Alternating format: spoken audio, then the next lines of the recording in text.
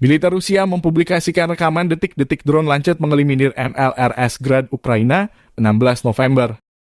Drone Rusia dilengkapi sistem pemandu menyasar target tepat sasaran. Dalam tayangan, peluncur roket ganda Grad seharga 35,8 miliar rupiah dengan kurs 15.600 rupiah langsung berasap. Belakangan ini Rusia kian gencar mengirim drone tempur ke medan pertempuran.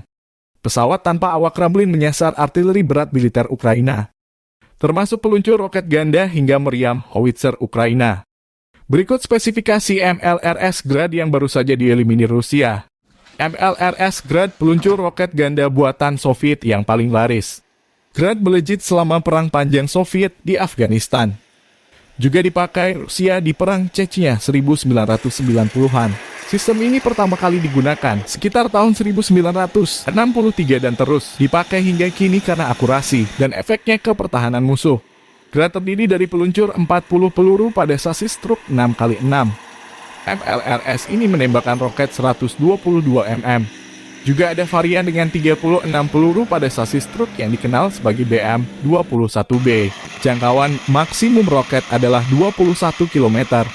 Modernisasi BM-21 terbaru dikenal sebagai Tornado G, yang sekilas mirip tetapi dipersenjatai dengan roket baru yang menawarkan jangkauan yang lebih baik dan hulu ledak yang lebih kuat. Senjata ini tampaknya juga dioperasikan Rusia dalam konflik Ukraina. Baik Rusia dan militer Ukraina memiliki varian lama MLRS Grad untuk menggempur musuh.